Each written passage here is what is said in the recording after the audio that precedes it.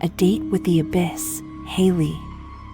I swiped right on a seemingly ordinary Friday night. I would have never thought that it would take a dark turn.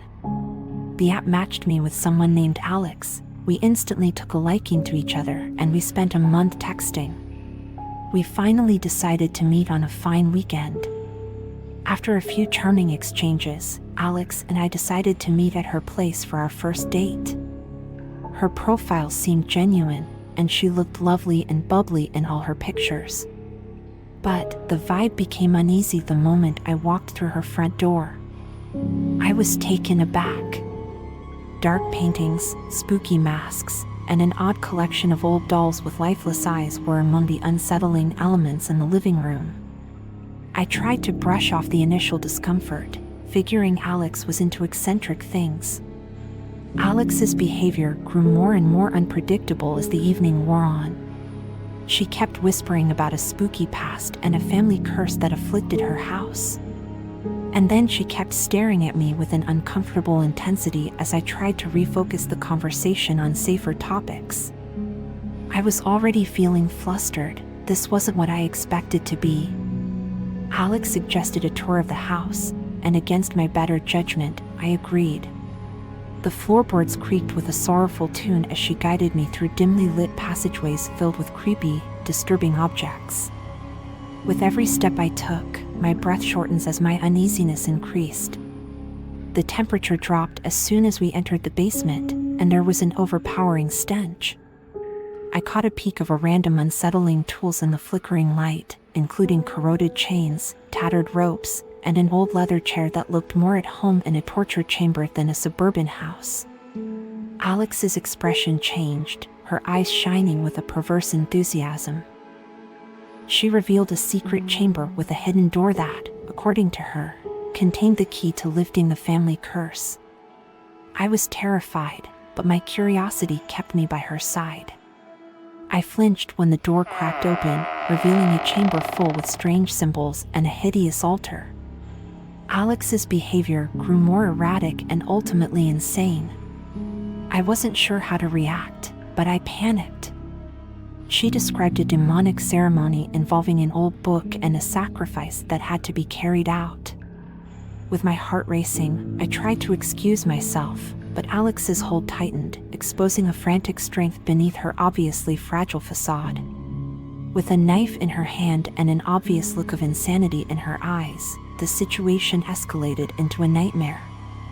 I tried to struggle and fight, and in the chaos, she managed to injure me with the sharp knife. Pain surged through me as I clutched the wound, blood seeping between my fingers. Afraid and hurt, I managed to break free and stumbled back, desperately searching for an escape route through the maze-like house of horrors. The distant wail of sirens provided a glimmer of hope. I reached the front door, battered and bruised, just as the police arrived. Alex, now consumed by a frenzied desperation, was taken into custody. The ambulance rushed me to the hospital, where stitches were needed to mend the wound inflicted during that intense struggle. I discovered Alex's dark past and her family's long history of occult rituals in the days following the incident. Through the dating app that brought us together, I had unintentionally entered a nightmare and taken an unexpected journey through the corridors of madness. Haunted by the memory of that fateful night, I deleted the app, vowing never to ever use such apps. The scars, both physical and emotional, served as a terrifying reminder that sometimes, the most unsuspecting places could house the darkest secrets. The vanishing match, joy. On a breezy Saturday evening, I swiped right, opening the door to what I thought would be a simple coffee date. I had no idea that the virtual world would abruptly and terrifyingly crash into my reality.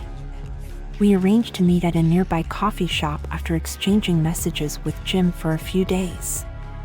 His profile portrayed him as a pleasant, down-to-earth guy, and the early interactions were full of clever banter. I was giddy with anticipation as I walked into the busy cafe and looked around for Jim's familiar face from the pictures we exchanged. I told my roommate about Jim and she asked me to be careful.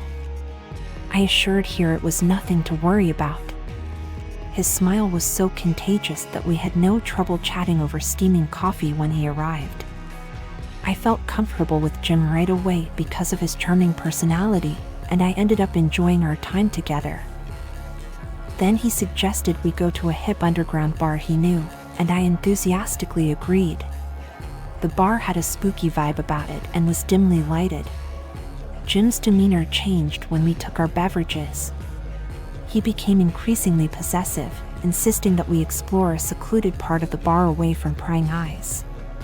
He led me through a maze-like alleyway, far from the bustling ambience of the pub, and I started to feel uneasy. Out of nowhere, my mouth was covered with a towel that smelled sickeningly sweet. I felt a wave of panic as my consciousness faded. I don't know what happened then, but when I woke up, I found myself in a dimly lit room, my entire body bound to a chair. I couldn't move. The terrible truth dawned on me. I realized that I had fallen victim by a sick person I met on a dating app. Jim was standing in front of me, his charming facade replaced by a menacing one. He relished in telling stories of his dreaded schemes. He kidnapped unsuspecting people because he was obsessed with finding the perfect bride and thought he could get married to a prefect bride in the most horrific way. Apparently, he is obsessed with skinny, pale, undernourished doll-like bride. My heart pounded in my chest as I struggled against the restraints, thinking of my awful fate that I willingly walked into. I did not know how long I was there. 1 hour, a few hours, or maybe a day. 2. I was too tired. Jim went on with his deranged monologue, telling me about his bizarre fantasies and what was in store for me. My blood began to race with fear as I imagined going through the slow mental and physical torture that he is about to put me in. Just as I was about to pass out, there was an abrupt noise outside the room. The door blew open, letting in the police's flashing lights.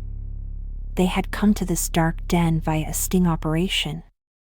I was surprised. I didn't notify the police.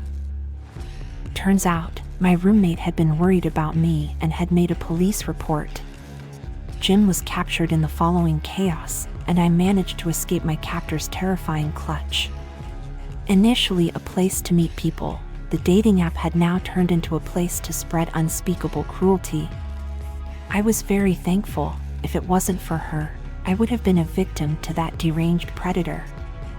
I struggled to deal with the trauma of the experience thereafter, troubled by the realization that my search for companionship had put me in danger of falling victim to an insanity. If you found any enjoyment in the video, I implore you to click that like button and subscribe if you dare.